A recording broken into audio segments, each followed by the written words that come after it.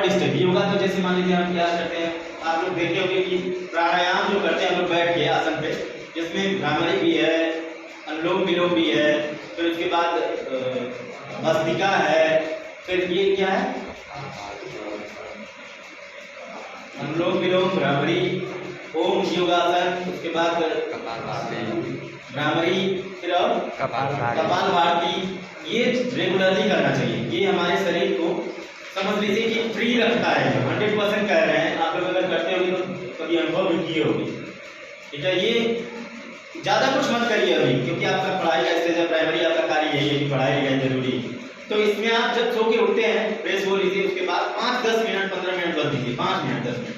तो अपने शरीर के लिए भी दे ही सकता है, इंसान भी दे सकता है। जब हम दूसरे के लिए इतना समय दे सकते हैं, कार्य कर सकते हैं, तो अपने शरीर के लिए नहीं देंगे तो हम कुछ समय बाद आएगा कि हम अपने शरीर दूसरों के कार्य के लिए भी नहीं बचेंगे, है कि नहीं।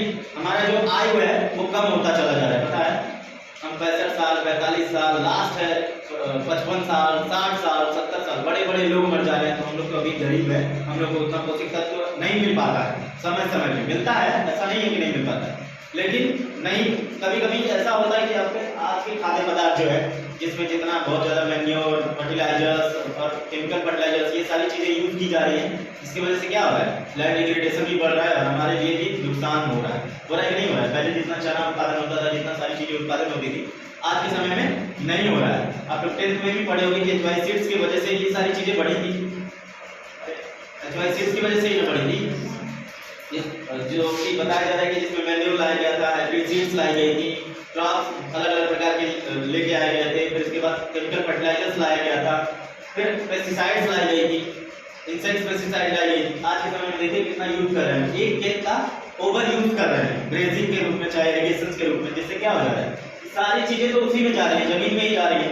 वाष्पीकरण के रूप में जाएगा तो वातावरण को प्रदूषित करेगा, और जल के रूप में जाएगा तो जमीन में भी जाएगा ना। तो क्या कर रहा है, वो जल को प्रदूषित कर रहा है, फिर अनाज उसी से उत्पन्न हो रहा है, अनाज जिसे कहते हैं बहुत अच्छी फसल हो रही है, और वो हमारे पेट में भी जाके क्या कर रहा है, प्रभाव, दुष्प्रभाव का काम कर रहा है।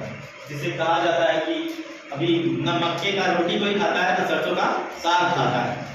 पहले कहते थे लोग, इसका किस्सा बना है कि मक्के की रोटी और सरसों का साग खा के लोग पूरा हट्टा कट्टा रहते थे, लंबे लंबे होते थे, और जिनको एक बार खा लेते थे इतना इतना खाना खाते थे, मतलब जो नहीं होता था, मटका आता था, दही दूध अगर होता भी था तो एक घर में पहली बार तो जनसंख्या कम थी, है कि नहीं। मतलब ये सबसे ज्यादा गौर कीजिए, जनसंख्या कम थी, खाने वाले लोग भी कम थे, और इतना उपज होता था कि पैसे के पीछे लोग नहीं भागते थे।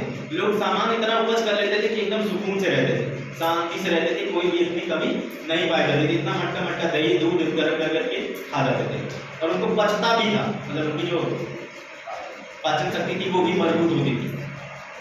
ऐसा नहीं कि कभी हाइजेनिक नहीं होता था ये।